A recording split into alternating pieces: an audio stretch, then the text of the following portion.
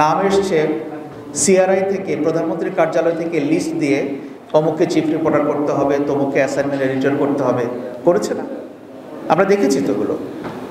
একজন রিপোর্টার সারাদিনে কতটা পরিশ্রম করলো, সে সপ্তাহে কয়টা স্টোরি প্রডিউস করতে পারে, তার যে ওয়েলবিংয়ের ব্যাপার, এগুলোকে তারা কেয়ারই করে না।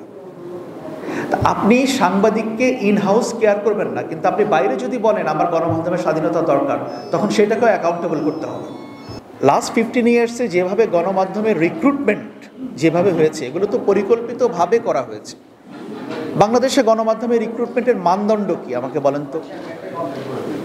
কোনো মানদণ্ড আছে? যেমন ধরেন, আমরা যারা শফিক ভাই দীর্ঘ সময় ইন্টারন্যাশনাল মিডিয়ায় কাজ করেছেন, আমিও করেছি, আমাদেরকে একটা প্রক্রিয়ার ভেতর দিয়ে যেতে হয়েছে, একটা পরীক্ষার ভেতর দিয়ে যেতে হয়েছে। আমি তো আমারটা বলতে পারি একেবারে রিটেন ভাইবা, সেভাবে আমরা গিয়েছি। ওইখানে কে কার মামা, কে কার খালু, কে কার ভাই, কার কে, এটার কোনো জায়গা নেই। হ্যাঁ, রিক্রুটমেন্ট প্রসেসের মধ্য দিয়েও ওই স্ক্রিনিংয়ের ভেতর দিয়েও অনেক কিছু ঢুকে পড়তে পারে, সেটা অন্য জিনিস, কিন্তু একটা প্রসেস তো আছে। তাহলে আমার বাংলাদেশের যে গণমাধ্যম যেগুলো অপারেট করে, এখানের রিক্রুটমেন্ট প্রসেস কি? কোনো প্রসেস আছে? নাই।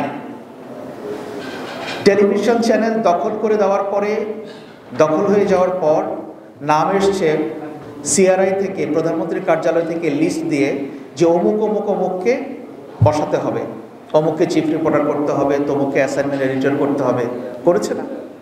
আমরা দেখেছি তো ওগুলো। তো এখন প্রশ্ন হচ্ছে, আমরা যদি ওভারঅল মালিকানার জায়গাটাকে অ্যাড্রেস করতে না পারি, কি করে একজন ব্যবসায়ী যে আটার ব্যবসা করছে, লবণের ব্যবসা করছে, তাকে আপনি গণমাধ্যমের লাইসেন্স দিচ্ছেন, সে সব কিছু করে নিচ্ছে, তাহলে আপনার এখানে লাইসেন্স পাওয়ার মানদণ্ড কি, সেটাও তো আমরা ঠিক করতে পারি নাই, হয় নাই, ইচ্ছা করে করা হয়নি।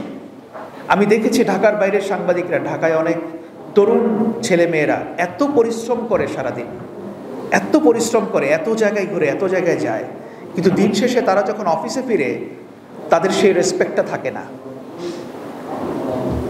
বহু মিডিয়া হাউস যারা এখনো শুধু সংবাদ মাধ্যমের স্বাধীনতার কথা বলে, তারা নিজেদেরকে অনেক বড় কিছু হিসেবে প্রেজেন্ট করার চেষ্টা করতে হবে, সেখানে রিপোর্টারদের কোনো ভ্যালুই নেই।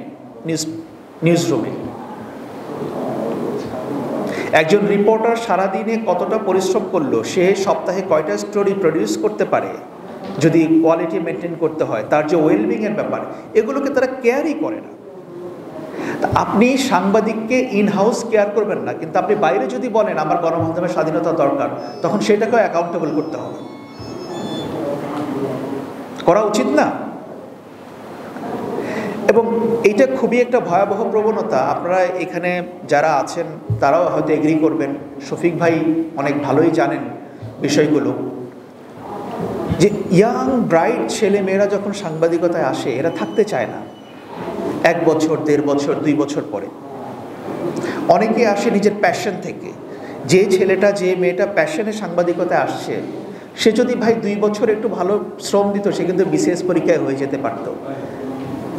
সবাই তো আর বিসিএস কাডার হবে না, সে অন্য কোনো একটা প্রাইভেট সেক্টরে ভালো বেতনে সে জব করতে পারত। কিন্তু এই ছেলে মেয়েদেরকে আমরা ধরে রাখতে পারি না, কারণ তারও তো একটা পারিবারিক চাহিদা থাকে, প্রত্যাশা থাকে।